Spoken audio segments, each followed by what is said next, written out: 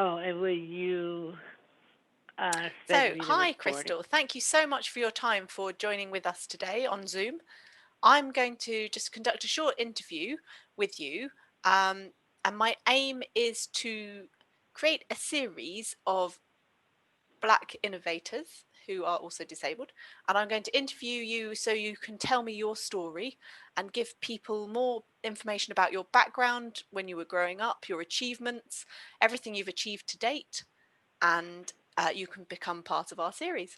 I'm very excited to speak with you today, and I'm sure many of the audience will also enjoy watching you on Zoom and within YouTube, and will feel inspired by everything that you've done and would want to hear more of your story.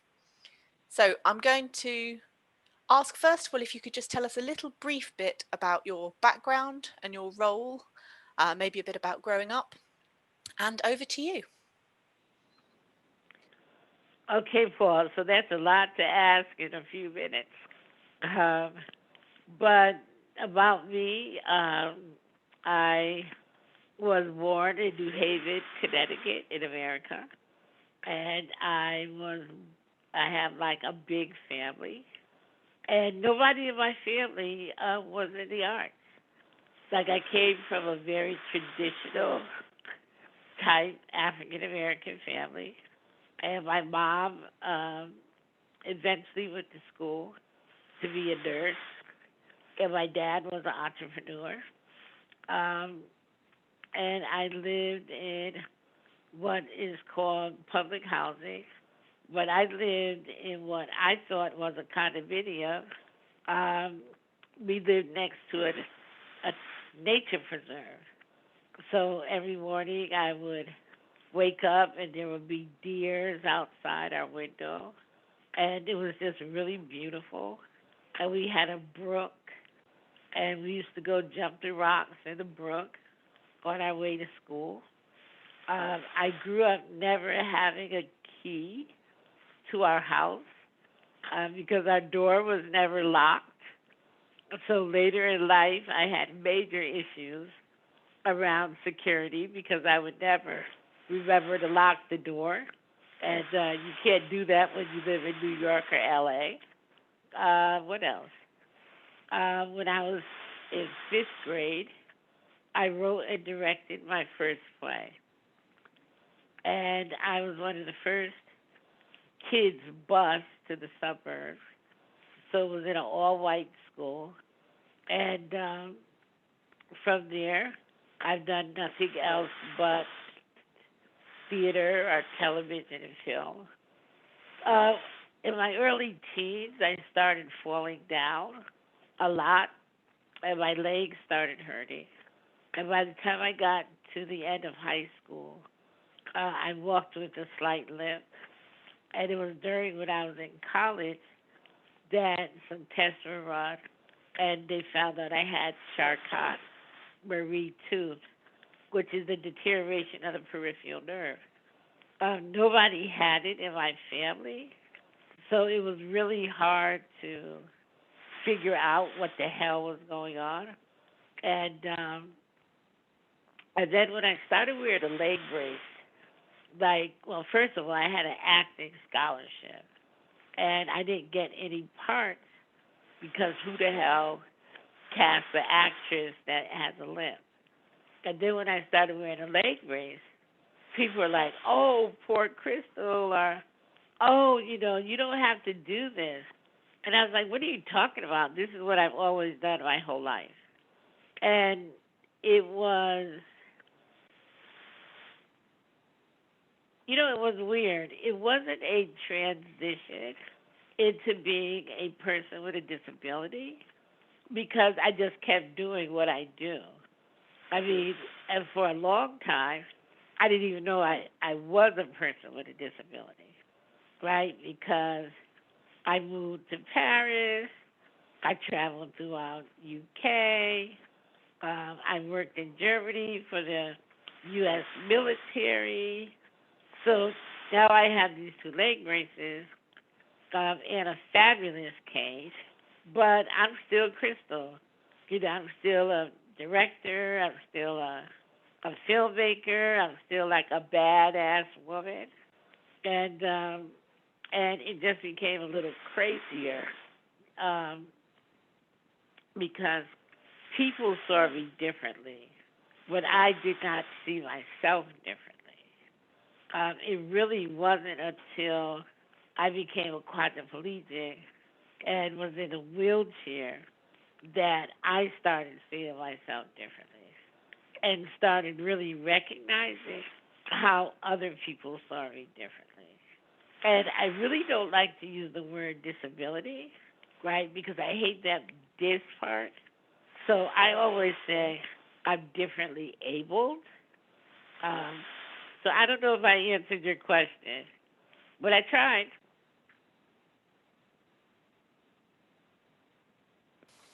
Thank you very much. That's all really interesting, all of your background. There's a lot of your story contained in there, and about how the struggles it was in other people viewing you differently, your experiences of that, and your own perception of yourself. Thank you very much for all of that.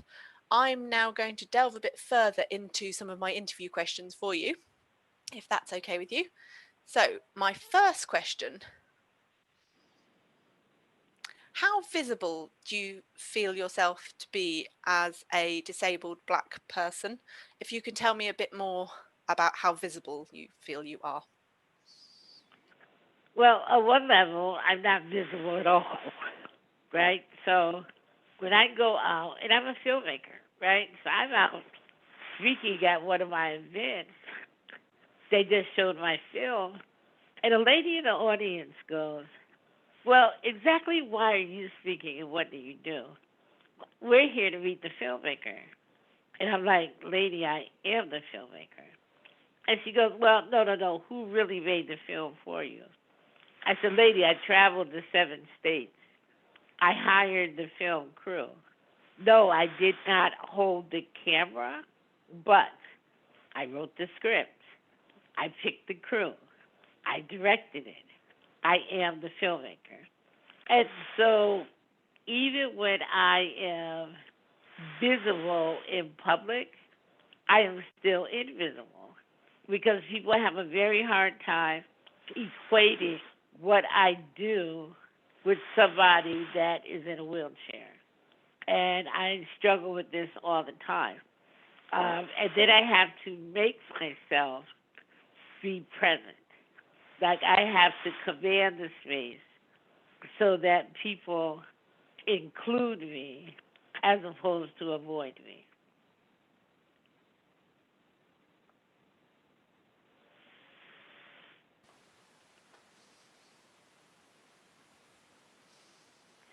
That's fascinating. Okay, on to my second question.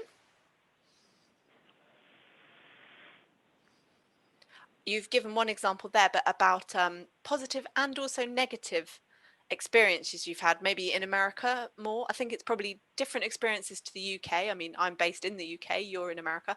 But in terms of people's perceptions of you and your experience of discrimination or positive attitudes towards you, can you give us a few examples of those, please? Well, Paul, I've lived in Europe also. So, I mean, I've lived in Paris and I've lived in Germany. And so I don't think that it's just an American thing because in Paris, you rarely ever see a person with a physical disability. I mean, even the last time I was in Europe, I did not see like a person with a disability, a physical disability, on the subway. Um, I don't see them in corporate offices. Now, Germany is very different because Germany got bombed during World War II, and a lot of it got rebuilt with German veterans in mind.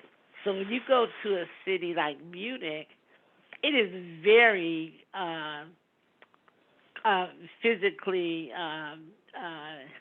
accommodating versus a city like Paris.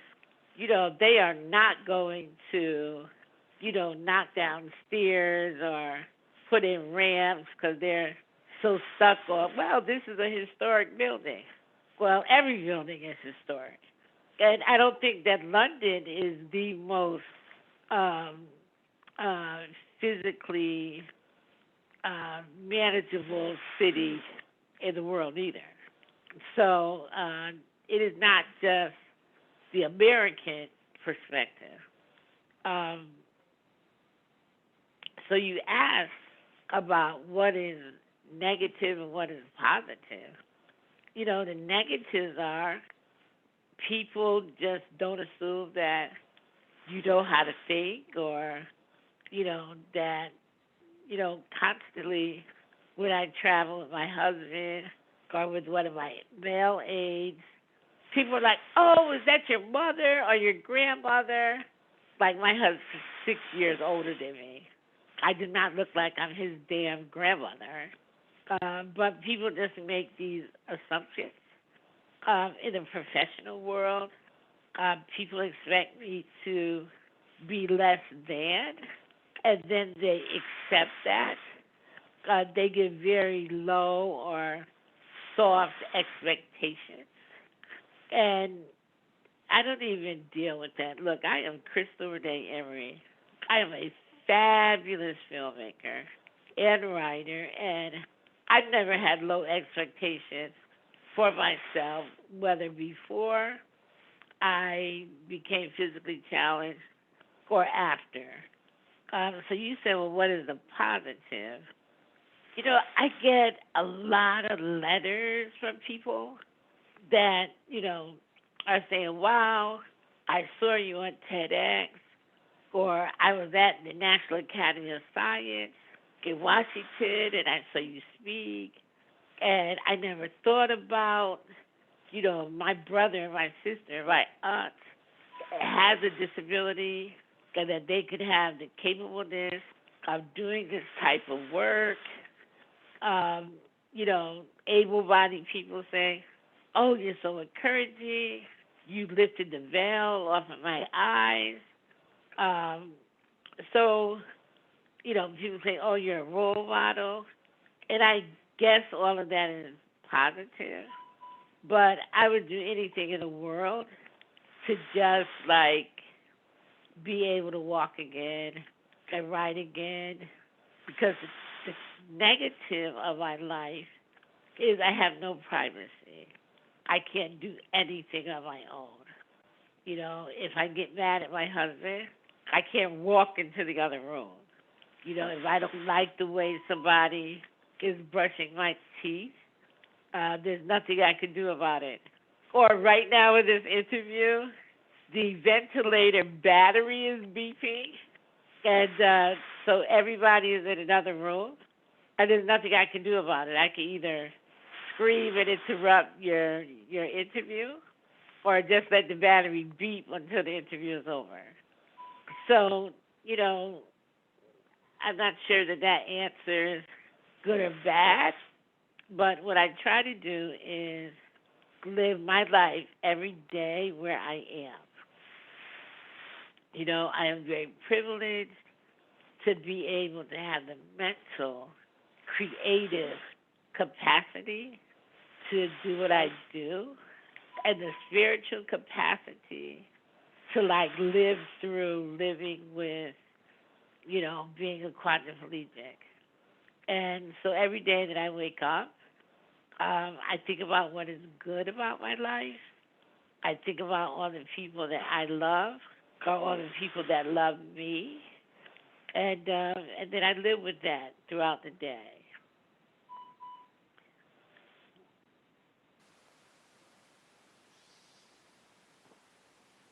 I've got a question linked to that, like a subsidiary question.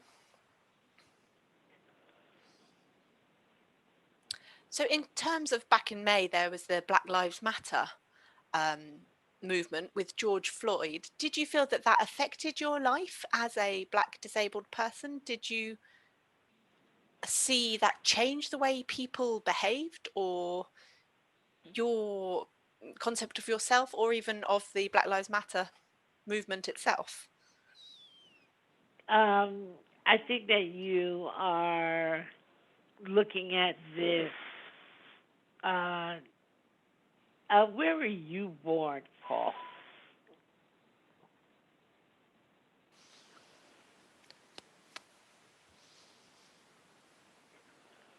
I was born in Tanzania, Okay, and when did you come and then to I the moved here when I UK? was 3, when I was little.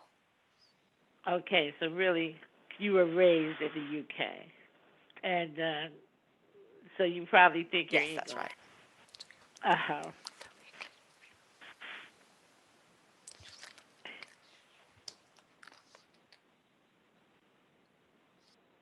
Yes, I do. I view myself as being British, yep, because I've been here pretty much all of my life that I can remember anyway, yes. Okay. So, look, Paul, I'm a black person, and I've lived around the world, and this is what I say: every country has their black people that they oppress. If you look at the colonization that the UK has put on Africa, and you look at different countries where they have oppressed the people, if you look at any European country that has colonized, they have inflicted the same oppression and racism that I experience here in America. And I always give this story when I'm talking to Europeans who say, well, the degree of racism that you experience in America doesn't exist in Europe. And that's the biggest damn lie. I was in a restaurant in London and I was meeting a famous theater director that I had interned with in America. And when I came to Europe, I went to see her. I had one of my Nigerian friends. I told her where I was going to be. And this was a very, very upscale restaurant. And he said, well, you sure you want me to meet you there? I was like, oh, yeah, yeah, yeah, it's no big deal. Meet me here. And when he came, the maitre d' did not want to let him in the door, right? And it was this big deal. And, oh, well, you're not a member, you're not this. And I remember telling the woman, oh, that guy over there is here to meet me. And watching him experience not being allowed to come in here into the restaurant was because he was an African. And that, there is this status symbol to being a black American. So here I was, a black American with leg braces on, that had no problem getting into this upscale, member only restaurant. But here comes a very distinguished looking Nigerian with a heavy accent, and he is being kept out. And so, or in Paris, when you look at, people always say, oh, Paris is such a clean city. Well, who the hell is sweeping the streets? Senegalese and Arab, Martinican, and where are they living? They're living in like these dorms that I wouldn't let a dog live in. So, there is racism and oppression of all black people.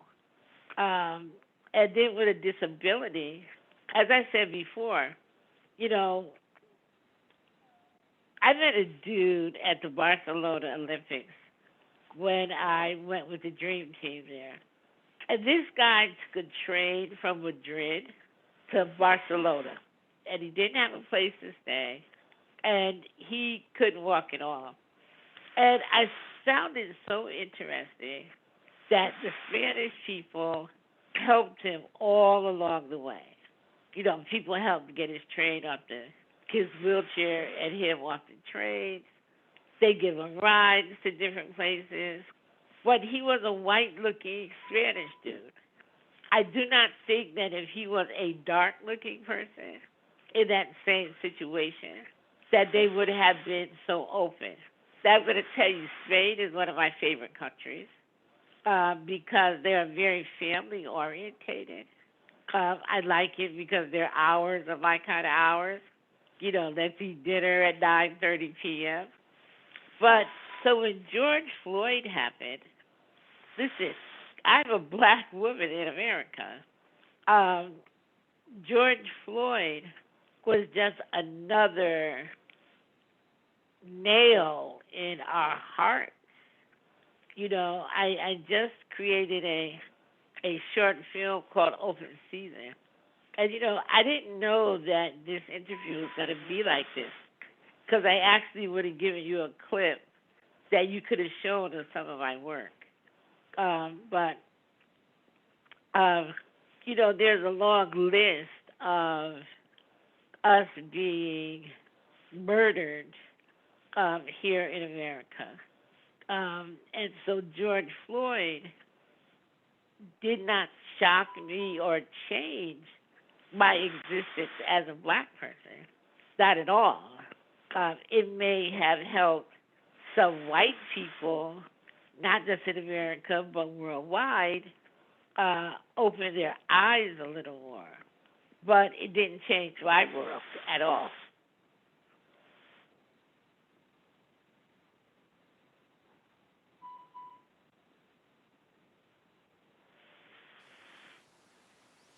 Thank you so much for your answer on that one. Moving on to my third question.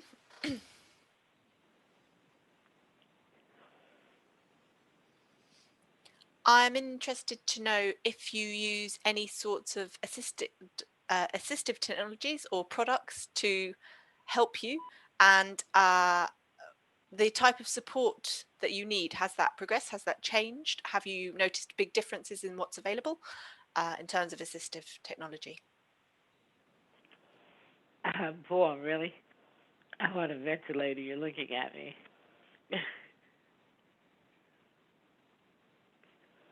I'm in an electric wheelchair. You know, I'm like the poster kid for technology.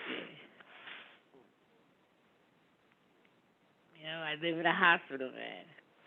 I have aides, and now I have only one part-time aide because of the virus, and we can't let anybody in because I'm so susceptible. Um, yeah, like without technology, I'd be dead.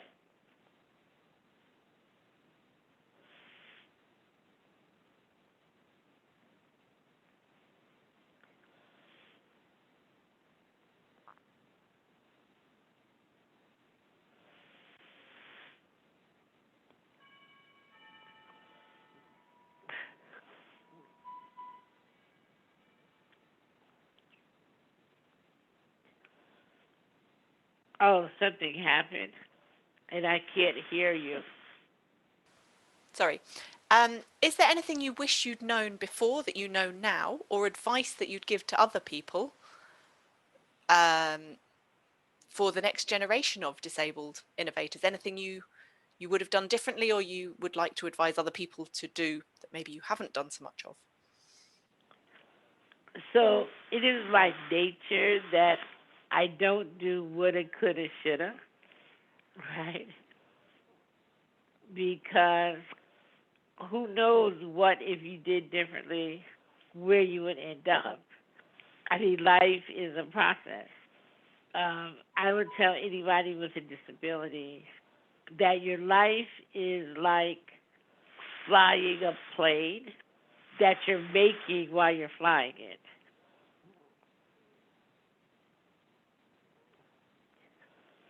That it is a process.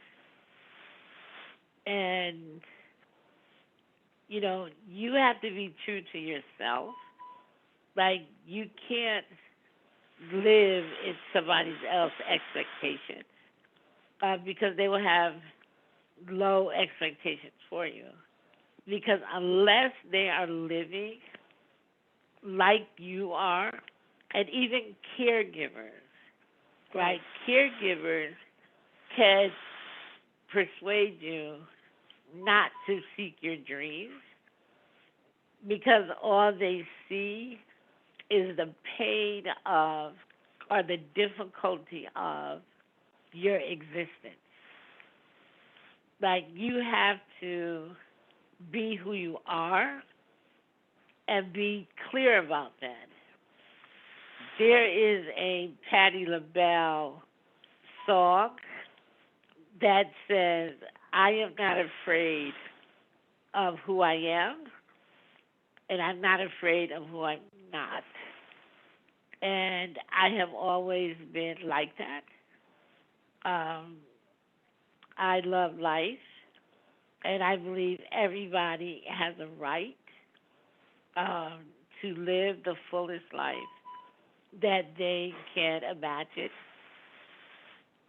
The name of my company is You Are You, the right to be. And I strongly believe that all people have the right to be, and that you just have to believe in yourself. I have a line that is on my wall that I wrote, and it just says, I can't doesn't live here. And it really helps in believing in a power greater than yourself, um, because I know that I did not do all that I've done by myself, that there really is a energy called God's grace, and you may not see it, um, but that energy is called love, and you can go really far when you love yourself, and giving and receiving love. So that is how I survive. Every day I wake up and I say, what is good about today? And every day that I want to complain, I say, why the hell complain? Nobody gives a damn or wants to listen.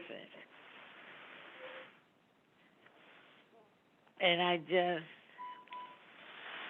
do my thing. And always hoping that my actions add to the tower of love and not to the well of hate. And that at the end of the day, I leave my space a better place and more humane.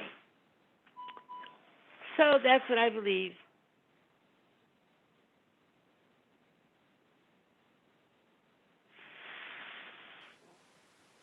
I think that's a lovely belief. Thank you very much. Moving on to my next question.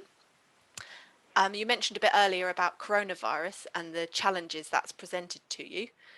Has it presented you with any opportunities for successes or major adaptations you've had to make to your situation?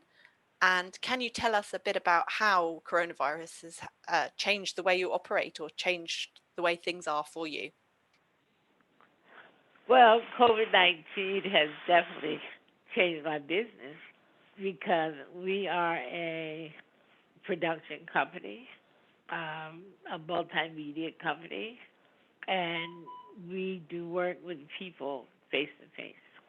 And so since March, all of our projects have been canceled, and I thought for sure I would lose my company.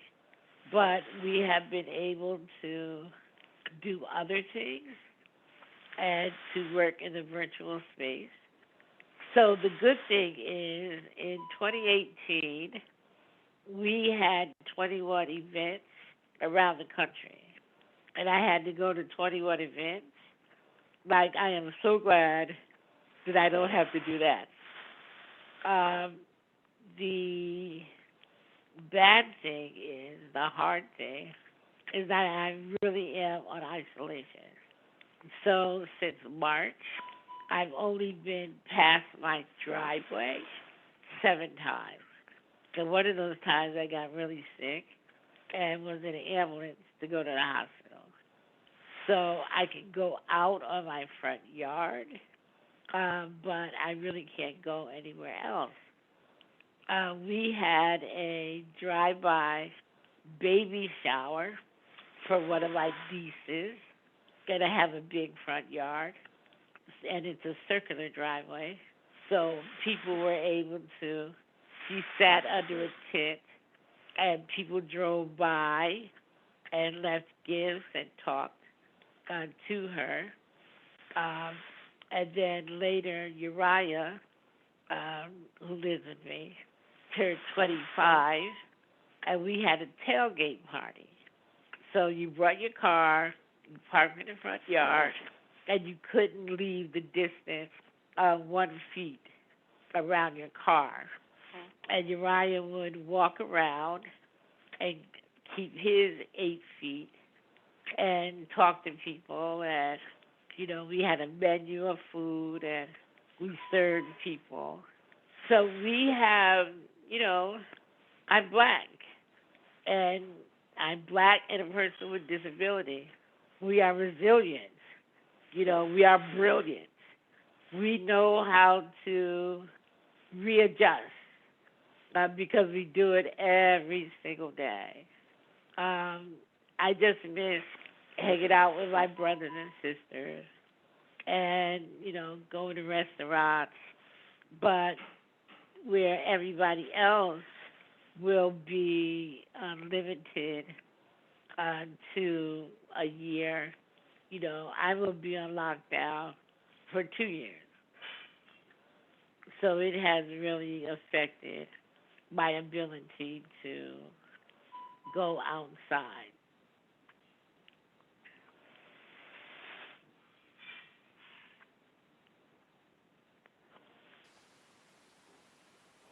Thank you so much for all your answers to all of my questions. It's been really fascinating, and you've given us a lot of valuable stories and valuable thoughts to consider. It's interesting also having an American point of view compared to the UK and how we do things and your world view of other places you've experienced. I think it's really beneficial and really interested. I've learnt a lot from you, and I think other people will be really interested to hear your story. When I've uploaded it to YouTube, I'll let you know that it's out there. I'll send you the link so you can have a look yourself, and you can share it with any networks if you wish to as well. But I just want to say thank you very much. I really appreciate the time that you've given us, and thank you for the interview. All right. Thank you, Paul, and thank you, Kate. And Thank you. I wish you the very best. You're Namaskar. welcome. I wish you all the best for the future, and I hope maybe one day in the future we can even meet in person, but not just yet. All right. Thank you very much. All right. Bye bye. Bye bye.